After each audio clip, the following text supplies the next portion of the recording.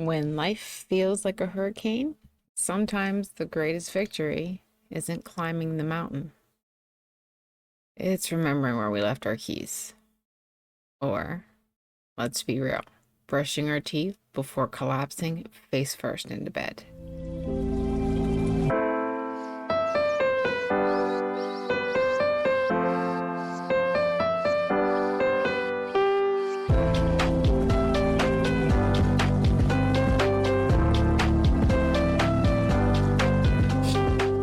Hello, friends. Welcome back to Coffee, Crochet, and Conversation.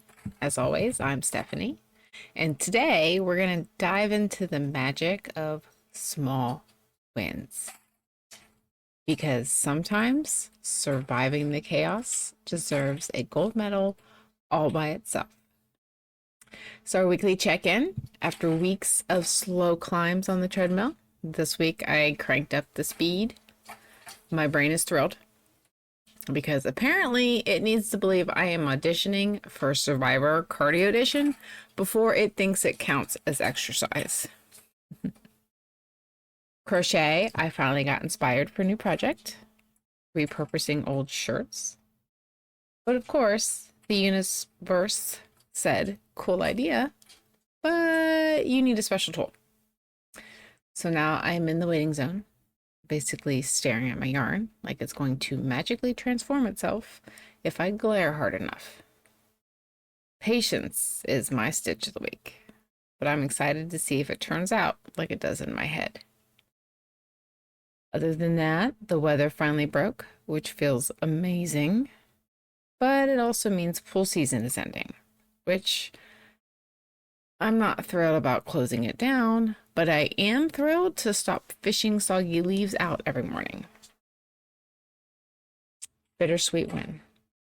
Oh, and the seasonal shift has brought my son's allergies in like a freight train. Apparently, ragweed can pump out like 1 billion pollen grains in one season. So, no wonder his nose is starting to stage protest. Autumn, you are gorgeous, but low-key rude. All right, friends, it's your turn. What is your gold medal moment this week? Did you finally fold the laundry before it became a geological layer? Did you remember to drink a glass of water before your coffee? Although, who does that? Or maybe you just survived Monday without Googling, can I live in a fort blanket forever? Whatever it is, big or small, I want to hear it. Send me your small wins so we can celebrate together, because around here, we clap for the little stuff just as loud as we clap for the big stuff. Remember, friends, the small wins keep the big storms from blowing us over. So let's keep cheering for the little stuff, because honestly, that's what keeps us human. And hey, if you want to share your gold medal moments with me, you can always drop me an email at coffeecrochetpodcast@gmail.com, or you can hop over to my link tree where all the good stuff lives. Because I'd love to hear your wins. If you survived Monday and remember deodorant, that deserves a parade. We're going to jump into segment 1 here, but as always, mind the scratching noises, because my cats love to make recording session playtime. So let's talk about small wins, because honestly, they do not get enough credit. A small win can literally be anything. Restocking the Twinkie stash, boom, victory unlocked. Finally putting away the laundry instead of living out of a wrinkled mountain on the chair, or in our case, the cat litter hideaway stand. Major triumph. Drinking your coffee before it goes cold, or my personal favorite, drinking my coffee and no one talks to me until it's gone. Honestly, that should come with a medal and a check. The thing about these tiny victories is they matter more than we think. They're momentum builders. Think of it as building a snowman. You start with a snowball and you grow it from there. You do one little thing and suddenly you feel like, okay, maybe I can handle the next thing too. They're mood lifters. Because who doesn't get a little serotonin and, okay, technically a dopamine too, hit when something is actually finished? That is your brain's reward system saying, yes, more of that, please. And honestly, they're sanity savers. No win is too small. If it makes you feel like you accomplished something in the chaos of your day, that's a win worth celebrating. Even if nobody else notices it, maybe just the cats, you get to give yourself a little gold star, a purr, and maybe even a new yarn color. And speaking of small wins, sometimes helping someone else snag their small win can be just as sweet. So this week's Stitch Happens is actually all about giving someone else a small win. It happened to a few, 20, show my age again, years ago at the local mall. I see this sweet old lady with a walker just standing there, looking lost. I walk over to check and see if she's okay. Turns out the bus had dropped her off at the wrong hair salon. The one she needed was basically all the way across the plaza. And I'm thinking, okay, she's either about to walk the Oregon Trail with her walker, or I'm about to invent Uber 20 years early, minus the app, the rating system, and any sense of glamour. I just kept thinking, if this were my grandmother, wouldn't I want someone to help her if they could? So I loaded her, walker and all, into my car and chauffeured her like VIP treatment all the way across the parking lot, which, let's be honest, it's basically its own zip code at the mall. She was so grateful. And honestly, that was it. That was the win. Nothing flashy, nothing epic, just getting someone to the right place so she can make her hair appointment. And you know what? In her world, that was huge. So sometimes a small win isn't a promotion or a gold medal. Sometimes it's just helping someone get to the right damn hair salon and helping them snag their own little win of the day. Okay, so let's talk about some real life tiny triumphs. You know, the stuff that might seem small, but if you look closer, it's actually huge. First up can be workouts. Because of my OCD, I usually feel like I have to do them, or something terrible will happen, or all my work is just over. But last week, I actually skipped a run when my legs were telling me, no, thank you. And you know what? That was actually a win. Listening to my body, not letting my brain boss me around. That's huge in my book. So if you've ever had your anxiety or depression telling you something and you're like, nope, not today, bitch. Small win. Or a big win, depending. And for those who know me, I run. I don't run fast. I don't run pretty, but I get off my ass and I do it. And every single time, that counts as a small win because it's choosing to show up for myself. And it's a tiny triumph. Then there's this podcast. Small, but real. I'm passing the 50 listeners mark. Well, listens, gaining a few followers, not viral, not world changing, but it's progress. It's proof that I did something and it matters. And honestly, that's you guys giving me my win. Every time you hit play, follow, or share an episode, you're not just a number on a chart. You're a part of this little corner that we're building. Our crochet corner, stitch along. So quick thank you to all of you who've listened and followed. You're helping me get my small win. And maybe just maybe, we're stacking up enough of these little wins to make something huge. And that's the key, really. Reframing your day from I didn't do enough to I did something. Even the tiniest something counts. And then when you start noticing those little wins, they add up faster than you think. Before you know it, you're standing on a mountain you didn't even realize you were climbing. So again, here's where you come in. I want to hear your tiny triumphs. Did you finally tackle that junk drawer? Remember to water the plant before it turned into a crispy memorial. Anyone who knows me knows I say I have a black thumb, the thumb of death when it comes to plants. Did you make it through a meeting yourself without having to scream in a pillow? Whatever it is, send it my way. Email, DM, drop in the comments. Because when we share these little wins, it helps us remind each other that progress is not always loud or flashy. Sometimes it's just one quiet, stubborn step forward. And that, my friends, is worth celebrating. All right, it is time for Brews News.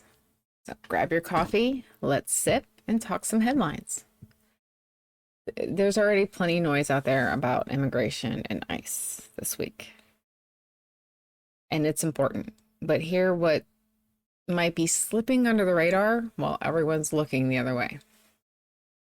So, the Epstein saga gets stranger.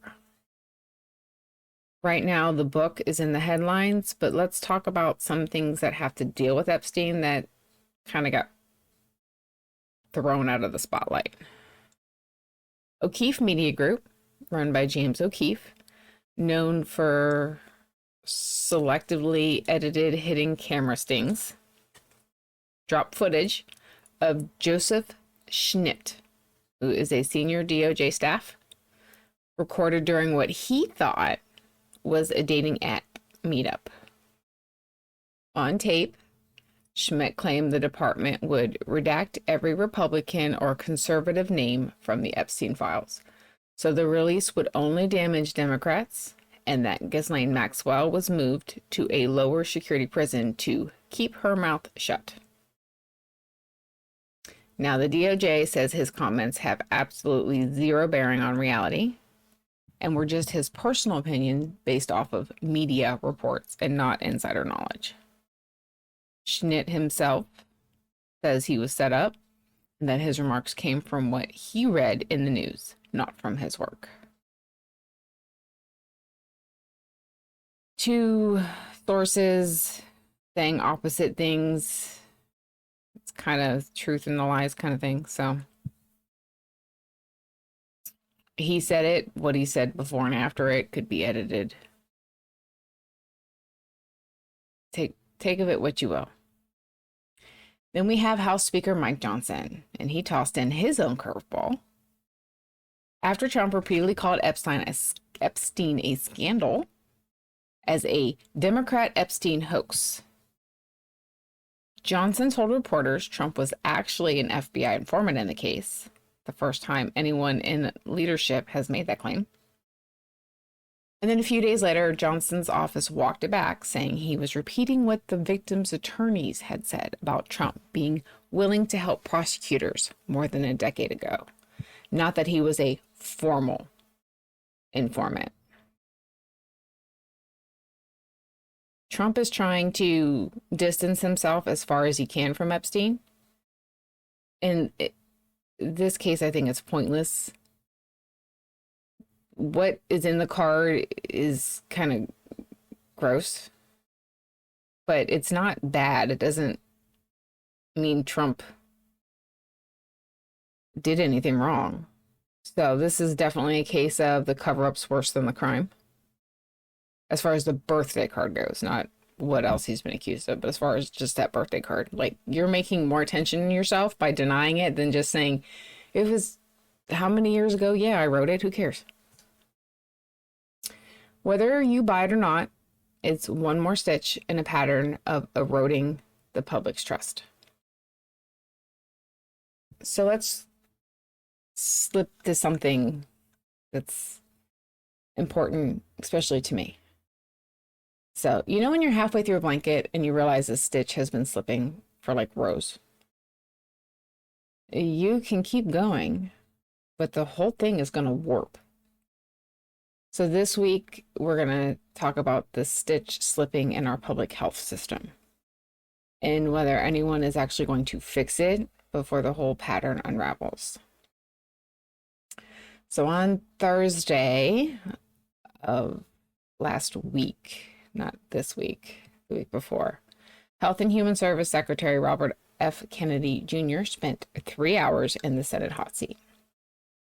Lawmakers from both parties grilled him over firing the CDC director, Susan Moranez, less than a month after she was confirmed, dismantling the CDC's longstanding vaccine advisory panel, and replacing all 17 members with his own picks, some of who are extreme vaccine deniers, narrowing who can get the COVID-19 booster. Now it's generally limited to people 65 or older, or those with certain health conditions, unless they get a prescription. Kennedy says it's about restoring trust. Critics, including over 1,000 HHS employees, say it's dismantling science and public health. Now, here's the part that really hits home for me, because I am the parent of an autistic child. Kennedy also has a report that, according to the Wall Street Journal, I think it's actually come out now, I'm not sure, that claims Tylenol taken during pregnancy may cause autism. Major medical organizations, the FDA, and decades of large-scale research says there's no proven causal link. Some studies have found associations and others have not. The most robust sibling comparison studies show no increased risk. Autism is not caused by a pain reliever. Pushing that idea only fuels the stigma, when what our kids truly need is understanding, resources, and respect. So let's translate all this. So the CDC vaccines panel helps decide who gets shots, what insurance covers, and how states set rules. Firing the panel replaces it with people who share your views. You can also tilt those decisions without changing a single law. And this is a classic weakening of checks and balances. We're moving away from our democracy's health. And when you limit access to vaccines, even if you say you're not, that's an eroding civil liberties flag. It's like if your town's only coffee shop suddenly decided that they're only going to serve lattes to people who are 65 and older or with a doctor's note. Technically, well, yeah, they're still open to the public, but in practice, there's a lot of people walking up for coffee that are leaving without it. So I want to hear from you.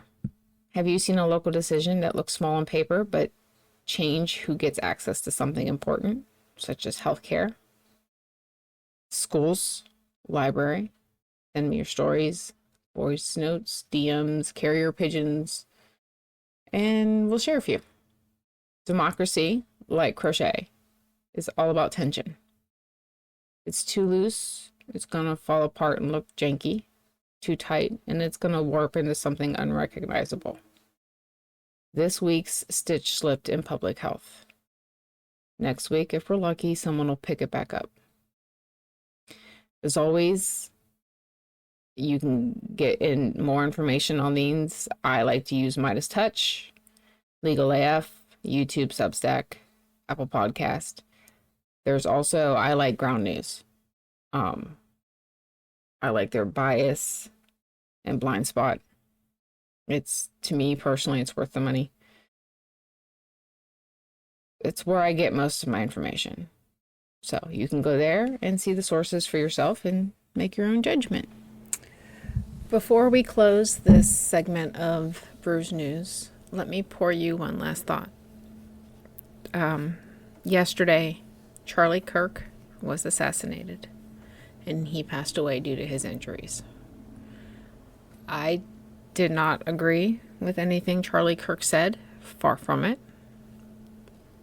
But in a way, he's a part of the reason why this podcast exists.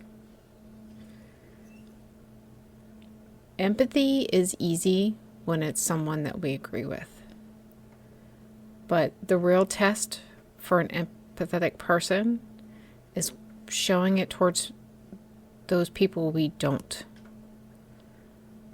I am saddened by the news of his passing, and my heart goes out to his family.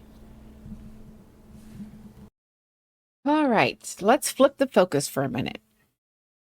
Celebrating your own small wins is great, but noticing someone else's, that can be where the real magic happens. The other day, I was at a school picnic, balancing a paper plate, lukewarm coffee, and about 12 mental to-do lists. The sun was hiding in the clouds. The benches were covered in I don't know what, and my social anxiety was already whispering in my ear. Still, I stood in front of people, answering questions and offering suggestions to new online school parents. Afterwards, one of the teachers came up and asked me if she could send more parents my way if they had questions. It was a tiny moment, 10 seconds tops, but for the rest of the day, I felt lighter. I felt seen. Like maybe all the spinning plates were worth it. And it's not just me. I've been hearing from parents and teachers little notes of appreciation, quick questions, shared moments of successes. A lot of, like on Instagram and stuff, they'll have people send in those small wins. They don't take much time, but they stack up. They weave this invisible net between us all. So when one of us stumbles, there's something there to catch us. And here's the thing. Just like they say a smile is contagious, so is calling out someone's small win. It doesn't have to be a big grand gesture. Just say it out loud. Send a text. Leave a sticky note on their desk. Give the high five in the grocery store aisle. Those little boosts don't just make their day. They have a way of circling back and making your days brighter too. Tiny victories are not just personal milestones. They are social magic. Every time you notice one in someone else, you're adding another stitch to that fabric that holds us together. And the more stitches we add, the stronger and warmer that fabric becomes. So here's my challenge to you this week. Pick one person a day and maybe name a win you've seen them have, big or small. Doesn't matter. And watch what happens to them and to you. All right, before we jump into Shuffle Happens, a small win just happened, and I thought it was worth telling you guys. Between recording the last segment and this segment, my audio went haywire. It's still a little rough, but I got it back on, so small win. All right, let's get into Shuffle Happens, your weekly card deep dive. This time, we're meeting the High Priestess, the quiet powerhouse of the tarot. The High Priestess is layered, mysterious, and always a little magical. She's the guardian of hidden knowledge, intuition, and the parts of ourselves we don't always see. Think of her as your personal inner librarian, quickly tending to the shelves of your life, holding all the truths, insight, and wisdom you've collected. even the ones you tucked away because they didn't feel practical or loud enough to matter. So we're going through my Sacred Kingdom deck. So on my deck, she is a strong, focused African woman. There's gold detailing glints beneath her right eye. She's wearing a black top with gold embroidery on it. On her lap rest two guardians, a white lynx, and a black cat. Both have piercing gold eyes. All three are gazing forward with a knowing, confident stillness. Behind her head, a large gold disc radiates like a halo. She's wearing bold gold earrings, a headband, which off to the side looks like it has two candlesticks with lit candles attached to it, giving steady light in the shadows. Upright, the keywords are intuition, inner wisdom, stillness, mystery, subconscious. Reversed, it's secrets revealed, ignoring intuition, confusion, and hidden agendas. This one hit me personally this week. I was standing at my pool, half wrapping my mind around it's time to close it for the season, thinking about my podcast, my workouts, and the little wins I had. And for a second, I just stopped, took a breath, and in that pause, a tiny thought surfaced.